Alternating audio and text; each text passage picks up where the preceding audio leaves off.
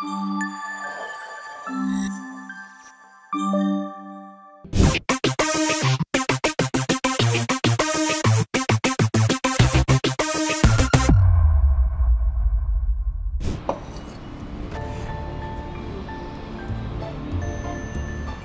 ఇంటి బయట మొక్కలు కూడా సర్దేశాను. టైం 12:16 అవుతుంది. పిల్లలు వచ్చేపాటికి ఒక 4:35 అవుతుంది. ఇప్పటిదాకా ఏం చేయాలి?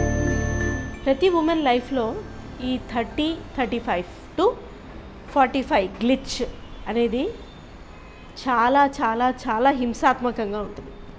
ఈ గ్లిచ్ గురించి ఎవరు మాట్లాడరు. ఇదే చూడండి, ఈ గ్లిచ్లో చాలామందికి యాంగ్జైటీ వస్తుంది, డిప్రెషన్ వస్తుంది, విపరీతమైన కోపం వస్తుంది, షుగర్ వస్తుంది, హార్ట్ రిలేటెడ్ ఇష్యూస్ వస్తాయి. ఒకలాంటి నిస్త్రాణువుగా నీరసంగా ఉంటుంది. పెంచేది ఒకళ్ళో ఇద్దరిలో పిల్లల్నే. అత్తగారు మామగారు కూడా ఉంటారు, అలా లేకుండా వాళ్ళు ఊళ్ళో ఉండి సిటీల్లో ఉండేవాళ్ళు కూడా ఉన్నారు. చేసే పనులు చాలా తక్కువే కంపారిటివ్లీ. అట్లా పనులు చేసుకుంటూ ఉద్యోగాలకు వెళ్తూ అన్నీ సంజాయించుకునే వాళ్ళు కూడా ఉన్నారు. ఇంట్లో అంతా వదిలేసి అలా బయటకు వెళ్ళేసి వచ్చేసే వాళ్ళు ఉన్నారు. అన్నీ మూసుకొని సర్వైవల్ మోడ్లో ఎంతమంది బయట నుంచి వచ్చి రాళ్ళు రప్పలు వీలైతే ఇటుకలు బండరాళ్ళు విసురుతున్నా కూడా నోరు మూసుకొని బతికే ఆడవాళ్ళు ఉన్నారు. క్యాన్సర్స్ ఎక్కువ అయిపోతుంటాయి ఇట్లాంటి టైంలోనే. 30, 35, 40 స్టేజ్ 3 వరకు మనకు తెలియదు. సర్వైవర్స్ ఉన్నారు, లేదు పైకి వెళ్ళిపోయి సర్వైవ్ అయిపోయేవాళ్ళు. ఎందుకంటే ఇక్కడ ఉండి నానా నరకం ప్రతిరోజు అనుభవించడం కన్నా ఒక విధంగా వెళ్ళిపోవడమే బెటర్. ఈ 30, 35, 45 గ్లిచ్ అనేది రియలీ డిజాస్ట్రస్.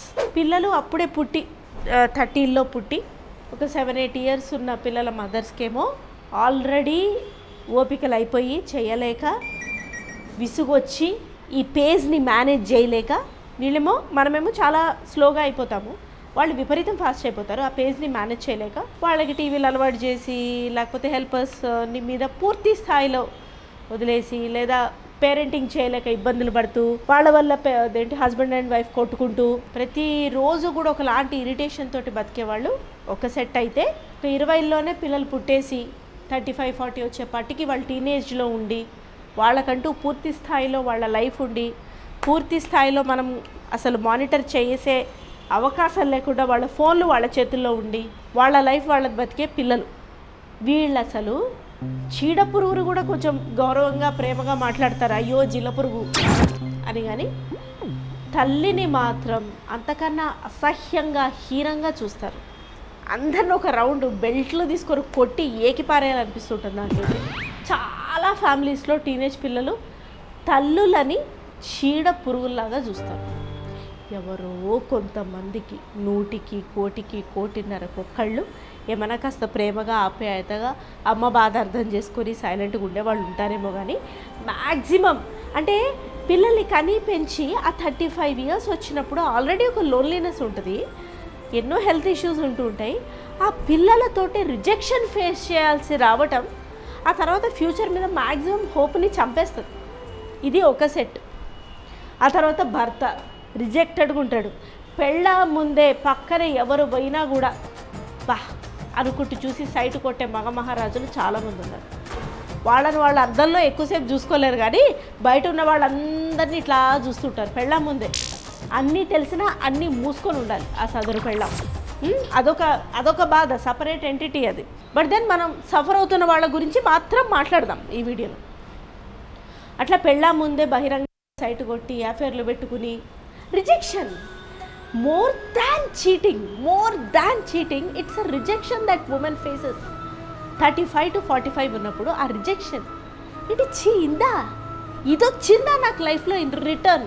ఈ రిజెక్షను, ఈ ఫెయిలియర్ ఏంటి, నా వాళ్ళ ముందే నేను ఒక ఫెయిలియర్గా నిలబడడం ఏంటి అని అనిపిస్తుంది. అంత రిజెక్షన్గా ఫీల్ అవుతాం.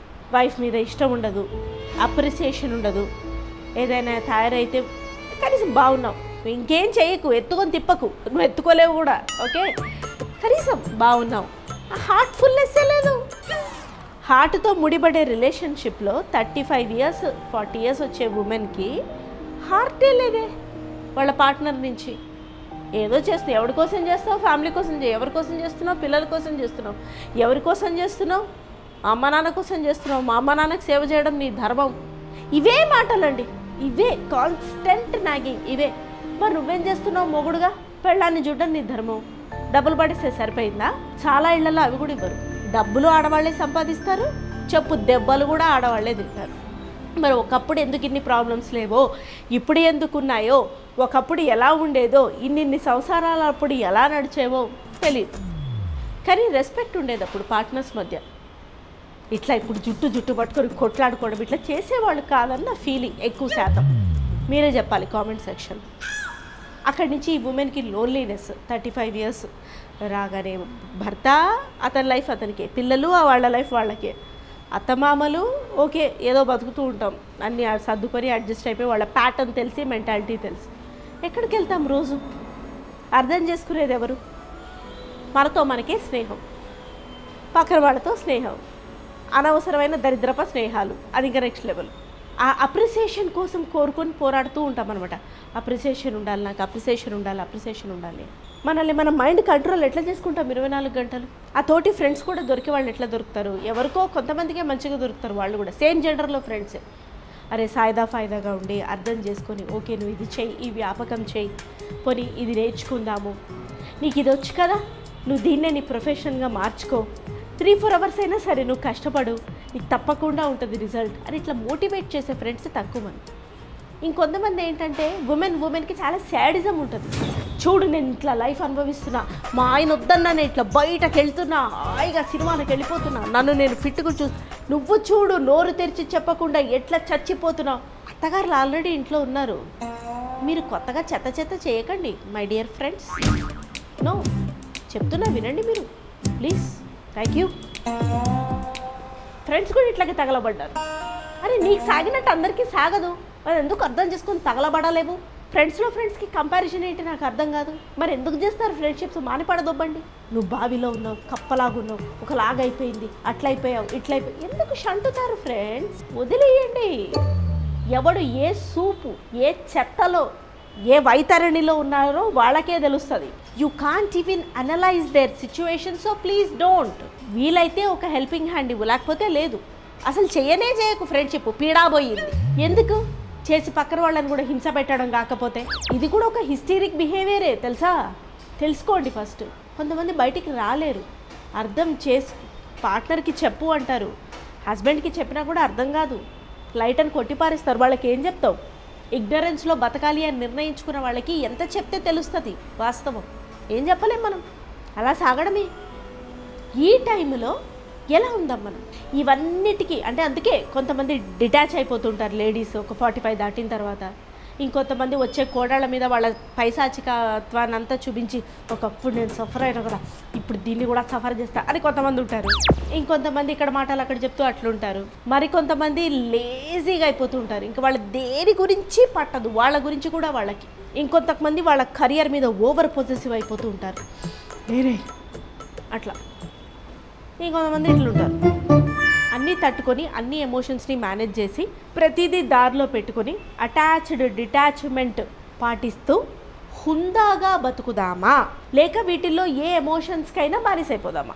బయట అఫేర్స్, అరే మొగుడే నిన్ను సరిగ్గా ట్రీట్ చేయట్లేదు, బయట ఎవడో నీ సాధక బాధకాలు విని నిన్ను నెత్తి మీద దేవతలాగా పెట్టుకొని చూస్తారని ఎందుకు అనుకుంటావు? చూడరు. ఒక 1.5 yearలో మొత్తం అంతా అర్థమైపోతుంది. వాళ్ళు ఇంకా వరస్ట్గా చూస్తారు. ఎలా చూస్తారంటే డబ్బులు తీసుకొని వాళ్ళ కోరికలు తీర్చే వాళ్ళని ఎట్లా చూస్తారు అట్లా చూస్తారు. చాలా సందర్భాల్లో వాడికే మనం కూడా పెడుతూ ఉంటాం, తినరా నువ్వు ఇంకా తిను, బాగా తిను. మరి అట్లా వాళ్ళ దృష్టిలో పడిపోదామా? కష్టపడైనా మన సెల్ఫ్ రెస్పెక్ట్ని మనం కాపాడుకొని మన ఇంట్లో మనం మహారాణులుగా ఉందామా? ఆలోచించండి. కానీ ఏ ఎమోషన్కి లోన్ అవ్వద్దు, డిస్ట్రాక్షన్కి అనేవాళ్ళు అంటూనే ఉంటారు. చాలా కేసెస్లో అత్తగారి పాత్ర మొగుడు తీసుకుంటాడనమాట, దెప్పుతూనే ఉంటాడు కనపడితే. బాడీ షేమింగ్ చేస్తూ ఉంటారు, బాలేవంటారు, పక్కన వాళ్ళని చూసి నేర్చుకుంటారు. వదిలేయండి, తొక్క ఎన్ని వదలలేదు జీవితంలో, వదిలేయండి అంతే. వాళ్ళ అమ్మ సరిగ్గా పెంచలేదు అండి కానీ అని చెప్పి వదిలేయండి. ఒక పిల్లాడిని ట్రీట్ చేసినట్టే ట్రీట్ చేయండి. మీ పిల్లలకు కూడా ఒక మంచి మెంటర్గా ఉండండి. వాళ్ళు ఎలా అఘోరించినా సరే తెలుసుకుంటారు, ఖచ్చితంగా తెలుసుకుంటారు, మారి వస్తారు మీ దగ్గరికి. మీరు చెప్పేది వీలైనంత కూల్గా మంచి మెంటర్గా ఉండి చెప్పండి. ఎక్స్ట్రీమిటీస్ చూపించద్దు. Because anger is valid, but your behaviour in anger is not valid.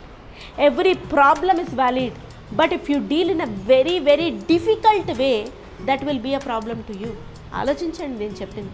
మన కష్టాలు వస్తాయి, లోన్లీనెస్ వస్తుంది, ఎందుకురా బతుకుతున్నాం నీ బతుకు చెడా అని అనిపిస్తుంది, చచ్చిపోవాలని కూడా అనిపిస్తుంది. కానీ ఇవన్నీ దాటుకొని మనం ఎలా బతుకుతాం? అందుకే చాలామంది చెప్తారు ఈ స్పిరిచువల్గా ఉందాము, జపా తపా చేసుకుందాము, వీలైనంత కామ్ గోయింగ్గా ఉందాము, వీలైనంత వదిలేద్దాం మనం తీర్చలేనివి, పట్టు విడుపు ఉండాలి, వీలైనంత క్షమించేద్దాం, వీలైనంత ఎక్స్ట్రీమ్ బిహేవియర్కి వెళ్ళొద్దని ఎందుకు చెప్తున్నారు? మన మంచి కోసం మనం పాటించి చూద్దాం. అప్పుడు మన హార్మోనల్ ఇంబ్యాలెన్సెస్ అన్నీ బ్యాలెన్స్ అవుతాయి, మైండ్ కూడా బ్యాలెన్స్డ్గా ఉంటుంది. వెరీసి ఈ 35 to 45 గ్లిచ్ ఏదైతే ఉందో దీన్ని మనం వీలైనంత ఈజీగా దాటగలం. ముందు ఎక్సర్సైజ్ చేసుకుందాం, వాక్ చేసుకుందాం, టైంకు తిందాం. చాలామంది ఆడవాళ్ళు భర్త పిల్లలు ఇంట్లో లంచ్ చేయకపోతే వాళ్ళకై వాళ్ళు వండుకోరు, ఏదో ఒకట్లే అని తినేస్తారు.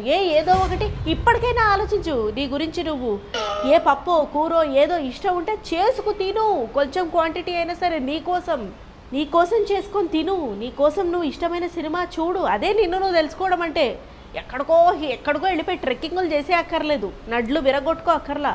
ఒక రోజంతా ప్రశాంతంగా ఎవరూ లేకుండా నువ్వు ఎలా బతకగలవు, అదే నువ్వు, అంతకుమించి ఇంకేం లేదు. చేయి అలాగా. Be a example to everybody. That is what education is, that is what development is. మనం ఎప్పుడూ ప్రాబ్లం కావద్దు. ఈ గ్లిచ్ని వీలైనంత ఈజీగా దాటుదాం.